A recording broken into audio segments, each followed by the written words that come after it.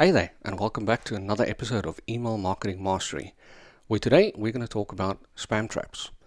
What are they? How do they get on your list? And what can they do to damage your list and your sending reputation? So let's jump right into it.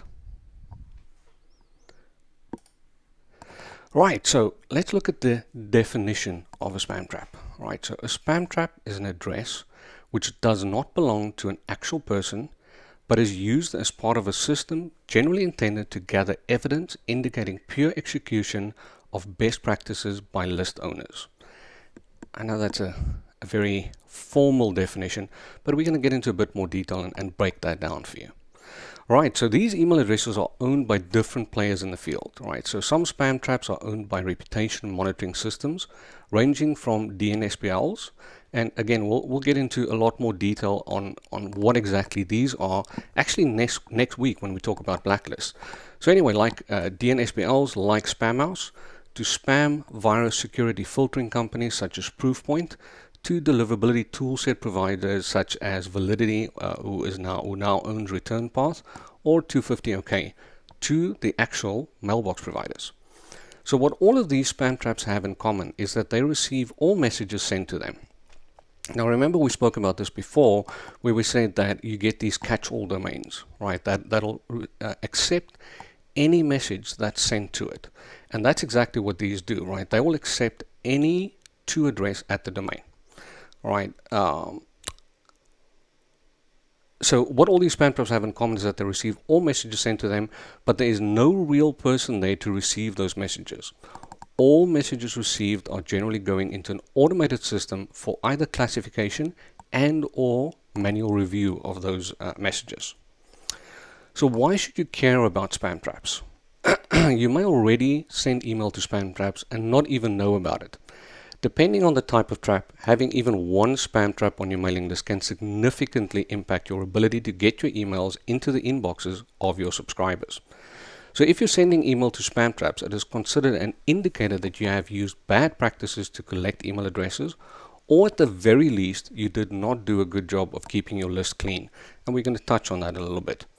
To the anti-spam organizations and inbox providers, this makes you look like a spammer, which could have an impact on your sender reputation. And senders with a bad reputation may not get their emails delivered to their subscriber inboxes.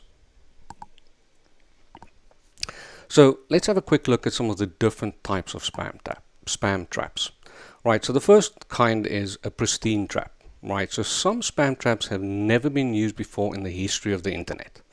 I know of cases where the spam traps were in domains that have never been used at all. So it never had a website, it never had a mail server, nothing. These are not limited to domains though. There are pristine traps at major mailbox providers as well, right? So your Gmails and Yahoos and all of these guys, they'll create addresses on their systems that's never been used for email in the past. And that's important. We'll touch on a different kind of trap next where that's very important. So pristine is it's never ever been used for anything in the past. So repurposed traps. These spam traps are usually found in mail sent to formerly used domains. And my usual example would be for a company that had existed during the dot-com bubble of the 1990s, but had gone bankrupt when the bubble burst right around 2000. So a trap operator may have found that old, no longer used domain and purchased it to see what kind of mail is being sent to it almost 20 years later. Recycle traps. Now I touched on this earlier when we were talking about the pristine traps. So these are email addresses that were used by real people in the past. It became abandoned and at some point were converted into a trap by the mailbox provider. When an email is not used anymore, mailbox providers will deactivate it after a certain time. Whenever someone sends an email to this address, the mailbox provider returns a hard bounce, which is a signal to the sender to please remove this email address from the list. Responsible senders honor this request and delete bouncing addresses, but some folks ignore this protocol and continue to email these addresses. And this is especially true for old lists, right? Lists that haven't been mailed in a long time. Right, so turning abandoned email addresses into spam traps is the mailbox provider's response to irresponsible senders. After some time, the abandoned address won't return a hard bounce anymore, but is now an active spam trap that marks everyone sending email to it as a misbehaving sender. So keeping bounce addresses is how you get a dead address trap on your list. So make sure you're actively looking after your list, especially for bounces, so that you don't accidentally continue to email a dead address. You can also run into recycle traps in your lapsed subscribers that you don't mail often. Potentially you could hit traps simply because you haven't mailed the address in years and never received that bounce. And we're going to touch on how to handle that a little bit later on in this episode. Then we have typo traps, right? So these are usually domain based. So the trap operator will obtain a domain name that is very similar to, but not quite the same as a well-known domain or brand. So my usual example for this type would be to get the domain comcats.net, which is only one letter away from the much better known comcast.net domain. And there's others like gmail.com that's spelled gmol, M-O-L.com. Something along those lines. So these traps in particular are usually used to find poor list collection practices in the form of lack of proper validation and confirmation. And again, as I said, we're going to touch on how you can avoid these slightly later in this episode. Then the last example that I've got here of the types of spam traps is seed addresses, right? So these would be addresses that have been offered up for collection in order to ascertain if the collector will misuse the data. So for instance, a company may give its salespeople contact lists with one or more seed addresses in order to ensure that the data isn't being sold or shared with unauthorized third parties. Right, so what is the damage that having these traps on your list can cause to your sending reputation, right? So the impact of hitting a spam trap can vary. It depends on variables like the type of trap you hit, how many times you hit it, and how the spam trap operator handles things at their end. Right, so in order of bad to really bad, here's what can happen if you send email to a spam trap. Your sender reputation will be damaged, causing bounce rates to increase and your deliverability, or the percentage of emails that make it to the inbox, to decrease. Your IP address may be added to a blacklist database. And I just want to add on that, this is if you have your own sending platform or your own sending IPs. If you're using an ESP and you cause issues for them, that's an immediate shutdown of your account, right? And you've got no recourse whatsoever, right? You cause them damage through your own bad practices. So if you hit a spam trap operated by one of the major mailbox providers such as Yahoo or AOL, they could permanently blacklist your sending domain. And if you hit a trap operated by an anti-spam organization, for example, Spamhaus or SpamCop, delivery of your emails to all mailbox providers, as well as companies who consult their databases, will be affected because they use that information to filter incoming emails. So, how do I prevent a spam trap from entering my list? It's pretty easy. There's a few simple steps. Purchase lists. Just don't do it. Right? Don't ever buy an email list for any reason whatsoever. It is you're just begging for trouble, plain and simple. List contamination. All right, so that's when people are signing up to your form, your sign up form, and they either enter the email incorrectly, and that can be the part before the at, or it could be the part after the at.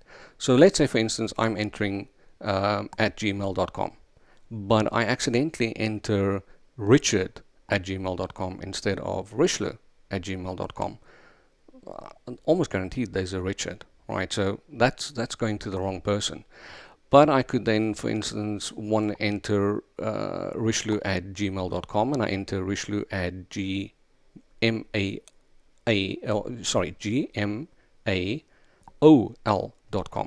right? And that's possibly a spam trap domain, right? So what you want to do there is you want to have email validation at sign up. That's going to check for common misspellings of the bigger mailbox provider domains. This is not going to catch everything, obviously, but it's a step in the right direction, especially for the typos. The most secure way is double opt-in, because a spam trap is never ever going to confirm an opt-in. And the next step is, outdated emails. You have to have a sunsetting policy for your subscribers. So if a subscriber hasn't opened in a certain amount of time, right, firstly, you reduce the amount of mail that's going out to that person. The next step is they go into a re-engagement campaign, which is also low volume mail. And if after all of these things, they still have not opened your message, then you want to unsubscribe, remove that subscriber from your list, right? Again, spam traps don't open mail. They don't click on links in mail. So have a sunsetting policy in place. Get rid of them. At the end of the day, there is no 100% sure way to keep spam traps off your list other than double opt-in. That's the best possible way that you can go. I know there's lots of reasons to not go double opt-in, but when it comes to list hygiene, it is the number one thing to do to keep and maintain a clean list. And that's it. It was quick and easy. I know we covered a lot in a very short amount of time, but there isn't much more depth that we can go into as far as spam traps are concerned. So next week, we're going to talk all about blacklists, right? So these are the things that you're going to end up on when you have spam traps on your list, right? What are all the different blacklists that you can get on, right? There are public ones, there are internal ones, there are widely used ones that can't be monitored publicly, those kind of things. So we're going to cover all of those in detail, the kind of lists that you can get onto, what effect they have, and also, not all blacklists are created equal. I mean, if you get on a spam house, for instance, you've got big problems, right? It's as simple as that. If you get on a UCE Protect, for instance, you've got absolutely nothing to worry about, right? No, everybody ignores them. So we'll look at how to monitor them. We'll cover a few tools that you can use for automated monitoring, for manual monitoring, and there's also different lists. There's lists for IP addresses, there's lists for domains. So we'll cover all of those in detail. We'll look at some examples. I'll share some screenshots. I'll share some URLs for you to use these tools to monitor your own sending. And yeah, so next week, all about blacklists. Again, Thursday, exactly the same time. As always, any questions, you can pop it in the comments. I'll respond to the comments. Or you can email me directly at emm@inboxjam.com, and I'll get to those as quickly as I can. And with that, thank you very much for watching. I appreciate your time, and I will see you all next week, Thursday. Thank you very much. Bye-bye.